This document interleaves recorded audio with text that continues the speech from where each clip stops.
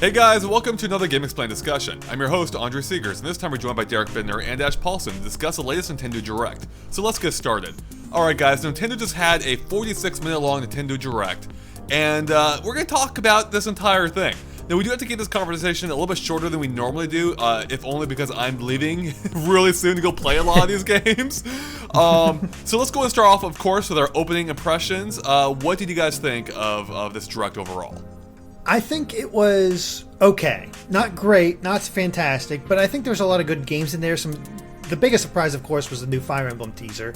And everything else was just sort of like trying to build up both the Amiibos and the new 3DS XL, basically trying to convince you to buy these, which didn't make it quite as interesting because most people would just want to know about the games, but some of the features were pretty cool. So I wasn't entirely disappointed, but I also wasn't exactly hyped up beyond all belief when it came to this Direct.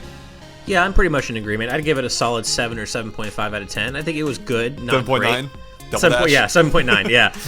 I think it was good, not great. I do think some of the thunder was stolen just because of the new 3DS and Majora's Mask 3D release date leak. I think if we hadn't known about that before this, it would have been a lot more interesting. Mm-hmm. But, we knew pretty much the biggest news of the Direct going in, so I think that kind of, dampened the hype a little bit. But it was still good, lots of new information, especially on Amiibo, a surprise Fire Emblem announcement. So there's some good stuff here. Yeah, there is some good stuff. For me, from a... there was a lot of information covered in there. There's a lot of games that got a lot of release dates, and some of that footage does look really good. With that said, I found this to be probably the least exciting Direct I can think of in recent memory. They literally did just stick to the spring release dates or spring games basically, which is fine. That's what they said, and that's what at least I expected. But at the same time, it really did just feel like more of what we've already seen. And by and large, and for the most part, it felt like a visual press release. Yeah, I could see that. Yeah, so it was fine. It was it was totally fine. No big surprises, I would say, but it was fine. All right, so I guess what stood out to you guys? Like, what was your highlights? Anything in here that captured you or excited you? That you're looking forward to finding more about, or? Obviously for me it was Fire Emblem. Yeah. I love that series. It's funny that I'm so excited for Fire Emblem because I still haven't completed Awakening, even though I really need to, and especially now that this is coming out. But that game looks just so interesting from a visual standpoint, and how they're going to expand upon the Awakening formula. Just the ideas there is really exciting, and I was right there with you, Andre. When we first saw it, I was like, oh crap, are they finally showing off Shin Megami Tensei Cross Fire Emblem? Because it really looked like that at first, because there was this very Eastern flavor, especially with that one stone face monster showing up. I'm like, oh, cool, they're finally showing it off, and I thought it was going to be for Wii U because the graphics look so good. And it just ended up being like, those were the cutscenes, here's the actual gameplay. I'm like, oh, okay, it's new Fire Emblem, but hey, new Fire Emblem, so I'm still really excited for that game. Yeah, that was surprising. I do think it's funny that a few people got on our case in our latest discussion, our predictions discussion, for forgetting about the crossover game, and well, apparently Nintendo did too. So yeah. I felt like there were both some good surprises and bad surprises for me. Good surprise was that, good surprise for me was that there's a limited edition Majora's Mask new 3DS XL coming, which is kind of cool. I don't think really anyone saw that coming. No, it makes a ton of sense too. I'm so glad they're doing that. Yeah, no, it's really cool. I kind of wish it was purple and not gold, since purple's like the motif of the game, but it's pretty cool. You sound really torn up over this, Andre. You were like really sad. That was great. I'm also, you're right. The box art's so distinctive, right? Yeah, exactly. Yeah, so it looks too much like the current Zelda 3DS. It does, yeah. Also, the new Hyrule Warriors DLC. Like, I'm not playing. I haven't played a lot of the current DLC, and Tingle I'm not crazy about. But I think the young Link with the Fierce Deity Mask is actually a really cool surprise. That looks great, and it actually kind of makes me wish that Majora's Mask 3D were on the Wii U. It's like, oh man, it would have looked like this. Yeah, I know. But with that said, I'm still super hyped for that game. Yeah. I think I'm not, I haven't played much Hyrule Warriors, but I think the Majora's Mask DLC looks pretty great. Yeah. And even though I've historically hated Tingle, he's got this weird thing about him. It's like the Waluigi effect. It's starting to grow on me a little bit. Wow, really? I kind of like what they've done with him here, like with this balloon, this weird little dance. I'm the same way. Like, he was like kind of adorable. I know a lot of people were hoping for him, or like they were very curious like who they could use. And the one that most people seem to want is Tingle.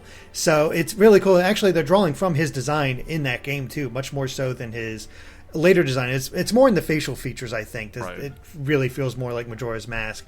And yeah, having Kid Link in there with the Fierce Deity mask equipped, I'm like, that's a really great idea. Rather than have Fierce Deity the entire time, it's not quite so much a cheat button, and you still get that excitement from Fierce Deity. So I'm really looking forward to checking that out because I already bought the season pass, so right. I'm going to get this. Yeah, that makes a lot of sense contextually. I do like how they put that in there.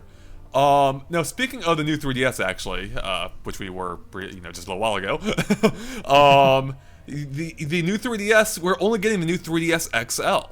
We're not getting the original 3DS, or new right. 3DS, I should say, or the smaller 3DS, whatever that was called in Japan, which is weird. Like, that actually stood out to me as being one of the more odd things about the Direct. So I'm curious to see how you guys feel about that. That surprised me too, actually. I'm wondering if that's because maybe the sales data shows that the sales of the regular 3DS really petered out after the 3DS XL was released here in America. So I'm wondering if they just feel like there's really no point. But I feel like that's going to upset a lot of people because there are some people who prefer the original 3DS's smaller, more higher pixel density screen and just kind of the overall dimensions. Some people find the XL to be too large. So I'm a little surprised by that. Well, and we're missing out on faceplates too. Oh, that's true, actually. Yeah. I didn't think about that. Yeah, so the faceplates were only for the regular new 3DS right. and not for the XL. So that does... I wonder if they'll release it later down the line or if they just figure there's no market for it. That's a good one.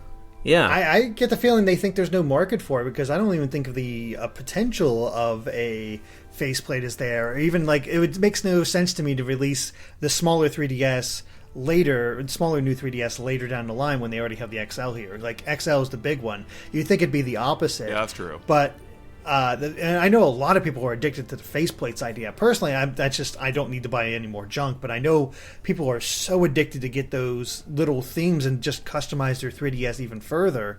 And I think they're really missing out on that. I'm not sure how big that would have been in the US, but look at the Amiibos. So I think it had a lot of potential there. So it is very odd that they decided to not bring the smaller new 3DS. It's funny because I was literally having this conversation with my friend last night. We grabbed dinner and he was asking, he was debating whether he should get the XL or the original.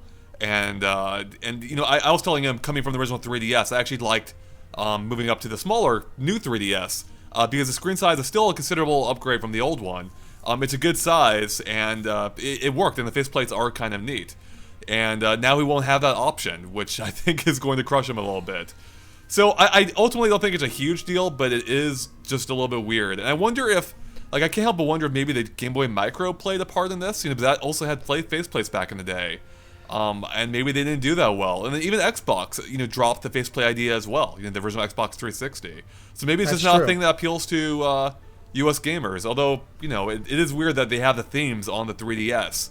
And those match the faceplates you can get. So Actually, I just thought of this. One of the biggest exclusions to the new 3DS is the lack of an AC adapter. That surprised me. That is one of the weirdest things. Well, it's not the first time they've done that, though. No, it is in the US, I believe. Is it? Oh, okay. Oh, it is in the US. That's right. Yeah. Yeah, usually it's just they pack it in for the US because they get those first time buyers, but this really does position the new 3DS as more of an upgrade machine. They expect you to have it unless they're going to start selling those AC adapters separately, which I guess they will. Yeah, and they better be damn cheap. Yeah. Yeah. I don't think they will be though. Probably not, and they'll probably be in short supply because Nintendo loves helping out the scalpers nowadays, it seems. That's for sure. Right. But yeah, it's just crazy to me. And I'm getting kind of a DSi vibe from the new 3DS in terms of it. I'm wondering if it's going to have trouble legitimizing itself in the marketplace because pretty much, I would say 95% of the features that were gone over for various games for the new 3DS exclusive features were like C-stick camera control, and that's kind of it. Like it was overwhelmingly, hey, you can control the camera with the C-stick and face tracking 3D, but for all the games. Like, it doesn't really seem like the new 3DS is that, it doesn't seem like it's that necessary an upgrade, at least based on what they showed in the Direct today. Yeah, no, I agree with you. Yeah, they didn't show off a ton of super compelling reasons to pick it up. Like, it does seem like, it more is for the hardware at this point than it is for game support, I suppose. Yeah, I mean, I'll probably want to get it for the face tracking 3D just because I really love the 3D feature, and I mean, it might be nice having a smoother home menu and faster game booting, but it really does feel like a DSi type thing where it's not really. I don't know. I'm wondering how the sales are actually going to be. I don't really see it necessarily taking off like the original 3DS and 3DS XL did. Yeah, no, I'm there with you. So it'll be interesting to see, what happens here. Although thinking about Derek mentioning releasing the smaller 3DS later on might not make much sense. I could actually maybe see it as like a budget release, right? Like maybe around the holidays. It's like, hey, here's a smaller version of the new 3DS XL, and it's cheaper, right? And you get faceplates. So maybe they're waiting for the holiday season to roll it out again. I'm wondering if maybe they just think that it's just too crowded a marketplace. They want to avoid confusing the casual consumer with so many different 3DS models. Yeah, I mean that could be it too. Who really knows with Nintendo? Now, there were a few other interesting features announced today. One of which is that Wii games are coming to the eShop. Is that right? Like Mario Galaxy 2? Yeah, downloadable Wii games. So that is pretty awesome, actually. That is really cool. And we saw an example of that in Mario Galaxy 2, as well as a few others. I mean, it's neat that they're able to get those games on there for people who missed out on one of them the first time. Right. I mean, all 3 games they announced are excellent, especially Metroid Prime Trilogy. That's a huge one to have it in the first wave, especially since that is so much new on the when you try to find it at GameStop. Yeah. And then there's also the fact that for the first week they're also going to be half price. So these are really aggressively priced and marketed Wii games for the eShop. Now, what's strange about all this is that we still don't have Nintendo 64 or DS support for the Wii U yet on the eShop. And they talked about both of those before, yet we got on there first.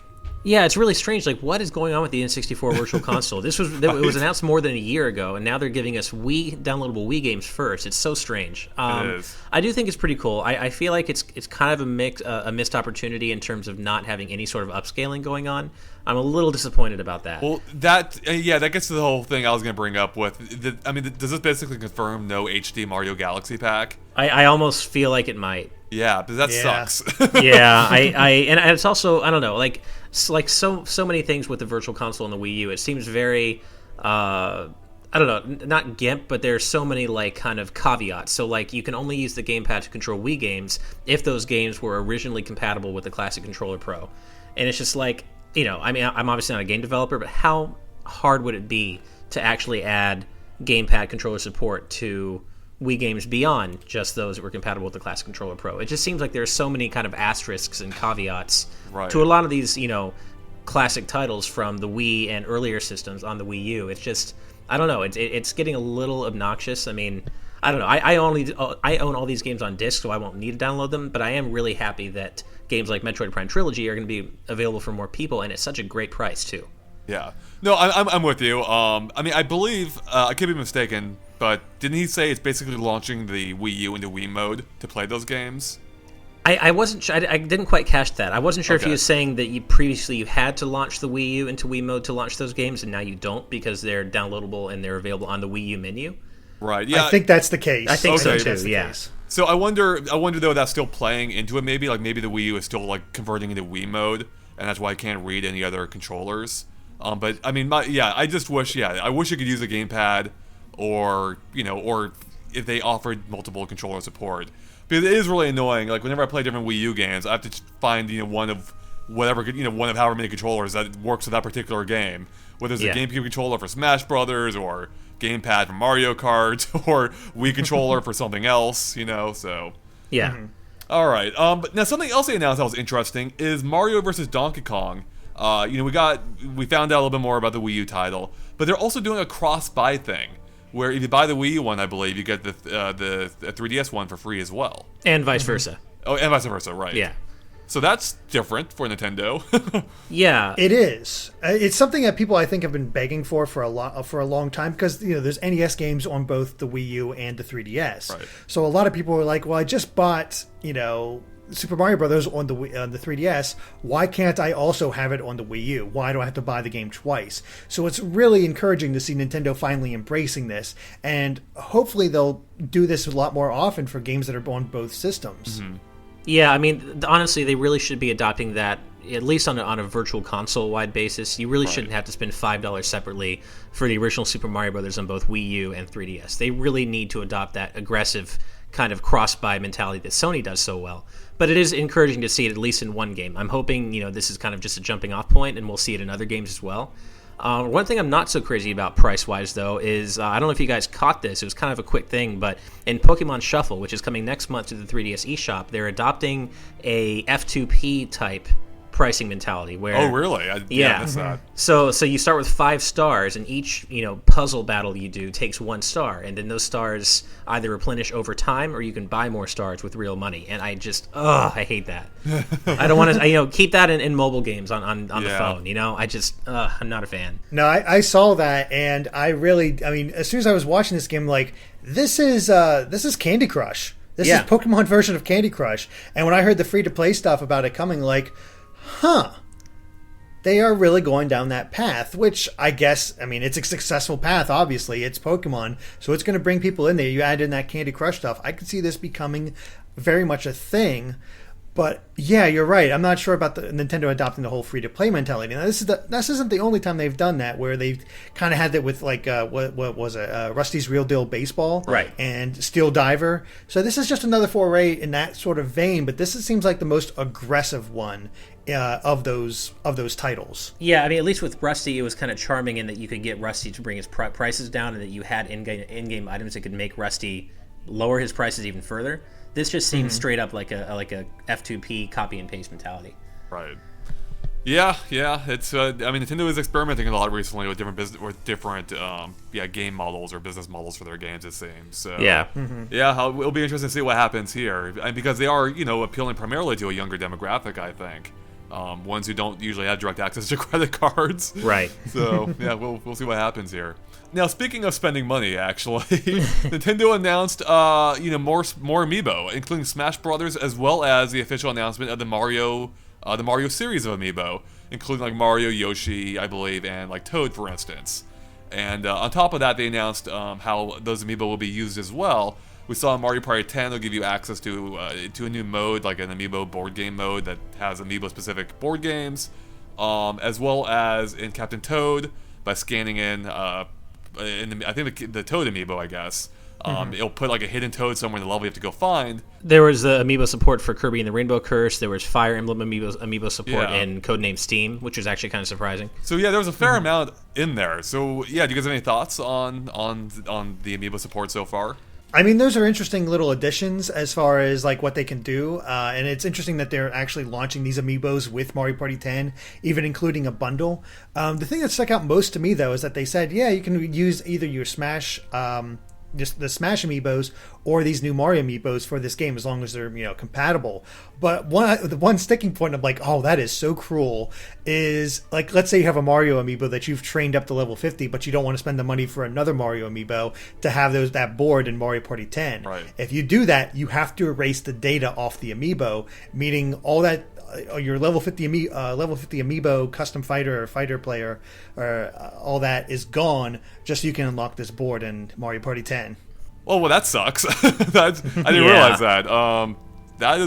That's really unfortunate then. So effectively, you basically have to buy a new Amiibo then, right? Unless you don't mind overriding your save data.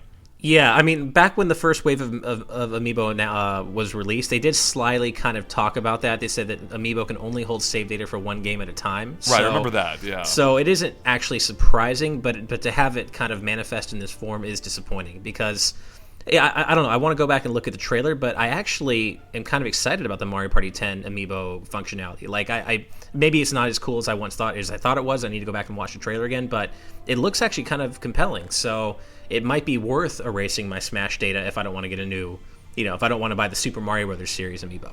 Yeah, yeah. I mean, if only it'd be nice if they had like some kind of utility you could back up Amiibo to. Yeah, like, that would be nice. Right, exactly. Basically, like a Pokemon bank for Amiibo or something. Yeah, well, I mean, I know there's that thing where if your Amiibo data gets corrupted in Smash Brothers, the console does save a backup copy of your Amiibo data, so you can restore it from that. Okay. So I'm wondering if there'll be a way to do that, and in terms of ascertain that your Amiibo data is backed up on your Wii U, so then you can go back and restore your level 50 Amiibo whenever you want to. Yep, that'd be pretty nice. Mm-hmm. All right, well, I think we covered most of the big things, but I don't think we've touched on Xenoblade Chronicles X yet. They should have a little bit more of that. I know I think both of you played Xenoblade Chronicles. So yeah, what do you think about seeing more of this game? I'm really excited about it, or I should say, I'm excited about a lot of the similarities I'm seeing to the character designs in Xenosaga Episode 3, a game I really, really loved. And the trailer looks really nice, but I was noting, and I noticed that some other people noticed as well, that there are some major frame rate stutters in a lot of the wide sweeping shots and landscape shots in Xenoblade Chronicles X, which has me a little worried. I mean, this game has been in development for so long now, and it still doesn't seem like it's optimized. Excuse me. And I know some people were thinking it might just be the stream, but I went back and watched the trailer on YouTube, and those stutters still seem to be there. Huh. Yeah. Yeah, I didn't get a chance to really look at it closely yet, so I didn't notice those stutters offhand. I mean, they're still working on it. They definitely improved the graphics since the first trailer to where it's currently at now. I guess they still have time because we don't have an official release date yet. All we know so far is 2015. So I'm guessing we'll probably get a lot more info come E3. But yeah, I'm hoping they'll be able to iron that sort of thing out and get that sort of fixed, because I didn't notice any. I don't remember any frame rate issues, at least with Xenoblade Chronicles on the Wii. So I think it's something manageable. It is just really impressive to see the scale. Like when he jumped off that mountain into the water, the scale is just mind blowing with this game, and I think that has me the most excited for. It's just what they're able to do. But once again, for me, the game that sort of stole the show every time I see it was Splatoon. Yeah. Mm-hmm. And all the customization that they'll be able to do, how they have little effects with all the clothing, all the weapons. It just looks like so much fun. It's just so damn charming. It does look really good. Yeah, it looks like it's going to be a really flushed out game. Yeah, I loved all the equipment, or the stat customization with various equipment. You can go buy new clothes, hats, weapons for your Inklings. No, Splatoon's really shaping up to be something special. I'm pretty excited about it. I'm surprised that they're actually, they have a release. They revealed a month for the release date, which is May, which is a little earlier than I thought they were going to do. They gave it that May slot. Mm-hmm. Yeah. Yep, that's true. Well, yeah, we were wondering what was going to go there, and now we know. So, yeah, that's actually that's earlier than I expected. I mean, that's pre-E3, which would be nice. So, yeah, I'm very curious to see what all they can show off at E3 now. Yeah, exactly. Oh, actually, I guess real quick, no Yoshi's Woolly World. Yeah, and I was actually going to mention that. No Yoshi's Woolly World and no Mario Maker, which these are supposed to be releasing in spring 2015, all these games they showed today. I'm really surprised we didn't see Mario Maker, but especially Yoshi, because it really feels like Yoshi has been in development hell for a long time now. Yeah, and maybe that's continuing. Yeah.